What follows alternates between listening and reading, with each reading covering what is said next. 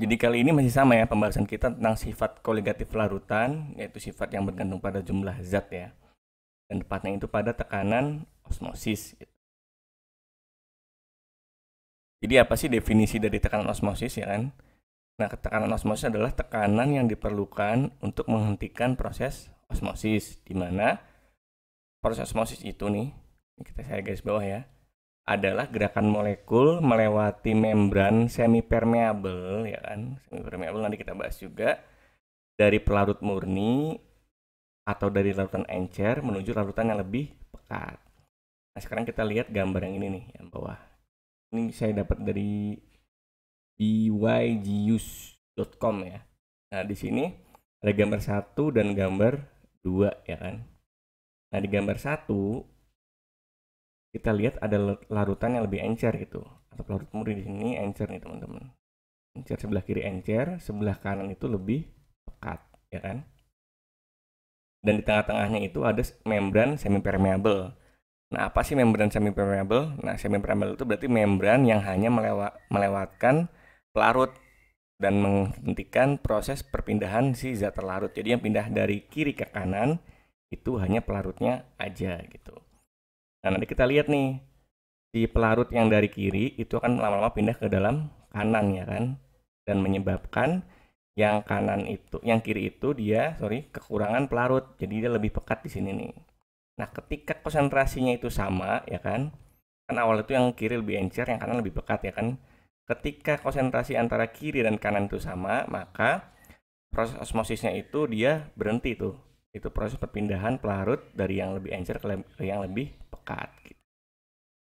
Jadi gitu teman-teman, osmosis itu adalah perpindahan pelarut ya kan, dari yang lebih encer ke yang lebih pekat. Kalau dari gambar berarti dari kiri kanan ya perpindahannya gitu. Lewati namanya membran semi permeable, yaitu membran yang menseleksi gitu. Yang pindah hanya pelarutnya saja kayak gitu. Nah, terus ada persamaannya nih untuk tekanan osmosis. Kenapa dia masuk ke dalam sifat koligatif? Karena ada M ini teman-teman nih. Molaritas ya.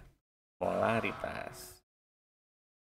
Nah, molaritas ini dia itu sebanding sama konsentrasi larutan ya kan. Makin besar konsentrasinya, otomatis molaritasnya juga makin besar.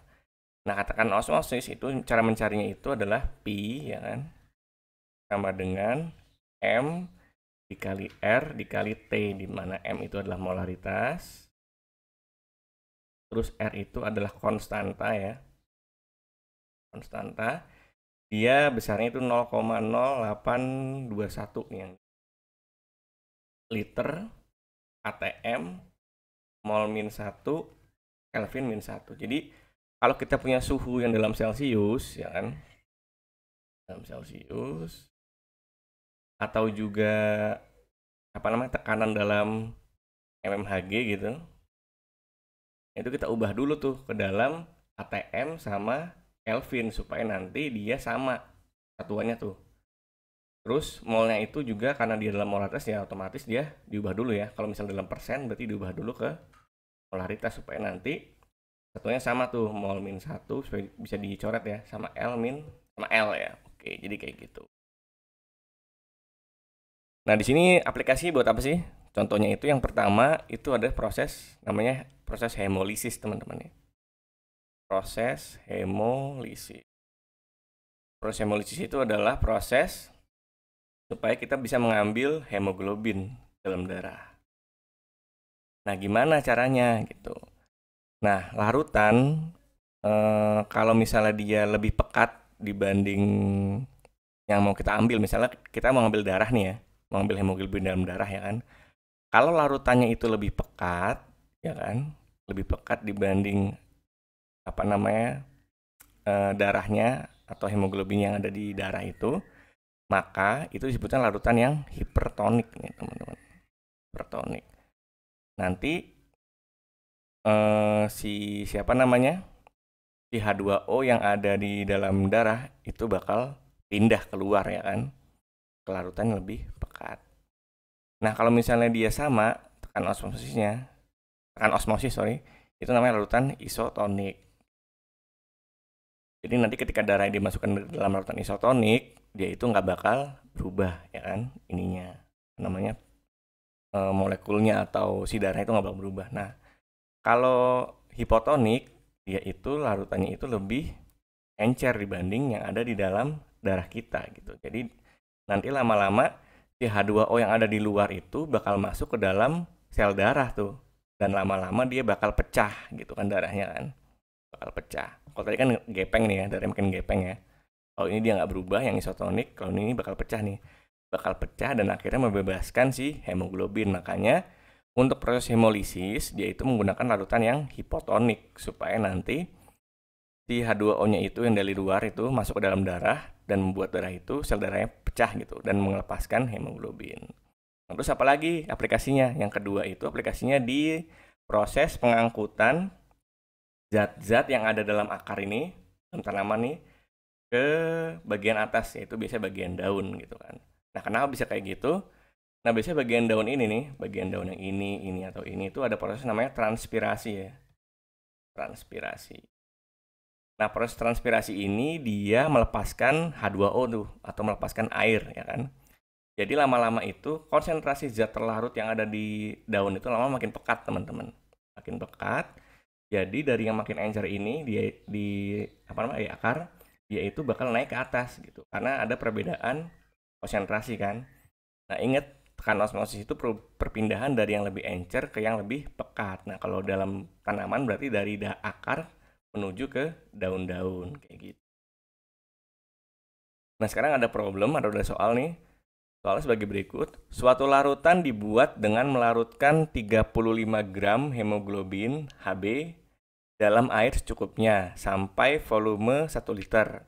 Nah, jika tekanan osmotik larutan ternyata 10 mm Hg pada 25 derajat Celcius, hitung mR hemoglobin. Oke. Nah, pertama kita hitung dulu, tadi kan rumusnya kan osmotik itu kan ini ya. Pi sama dengan mRT ya kan. Pi-nya ada nih, teman-teman. Dia ada di 10 mmHg. Nanti kita ubah dulu. Terus R-nya itu adalah 0,082 ya kan. Terus T-nya itu ada juga nih 25 derajat Celcius ya kan. Pertama kita masukin 10 mmHg itu berarti berapa ATM tuh? Itu kita bagi sama 760 mmHg karena 1 ATM itu sama dengan 760 mmHg ya kan. Berarti 10 mmHg itu berapa ATM gitu kan. 10 bagi 760 hasilnya itu adalah 0,013 ATM. Oke. Terus R-nya udah ada, terus T-nya sekarang nih. T-nya itu adalah dia 25 derajat Celcius. Berarti berapa Kelvin tuh? Nah, 1 derajat Celcius itu sama dengan 0 ya, 0 derajat Celcius sama dengan 273 Kelvin ya kan. Berarti 25 ditambah 273 hasilnya adalah 298 Kelvin. Sekarang tinggal kita masukin tuh 0,013 sama dengan molarnya mau kita cari ya nanti ya. M R-nya adalah 0,082 dikali sama 298. Nah, berarti M sama dengan 0,013 dibagi 0,082 kali 298. 0,013 dibagi 0,082 kali 298 hasilnya adalah 5,32 kali 10 pangkat minus 4 ya kan, molar. Sekarang kita cari MR ya. Nah, ingat mol itu sama dengan gram per MR ya kan. Nah, ini diketahui nih dalam 1 liter dia melarutkan 35 gram hemoglobin. Nah, berarti molnya itu tadi nih yang ini 5,32 kali 10 pangkat min 4. Gramnya ini ya 35 gram. Nah, kita mau cari MR-nya nih. Berarti MR sama dengan 35 dibagi 5,32 kali 10 pangkat minus 4. Nah, berapa tuh MR itu? 35 dibagi, nah MR itu sama dengan 65.789 gram per mol ya, atau 6,5 kali 10 pangkat 4 ya gram per. Ini adalah MR dari hemoglobin, jadi besar MR ya. Oke, jadi gitu aja teman-teman tentang pembahasan tekanan osmosis ya. Semoga bermanfaat materinya. Terima kasih.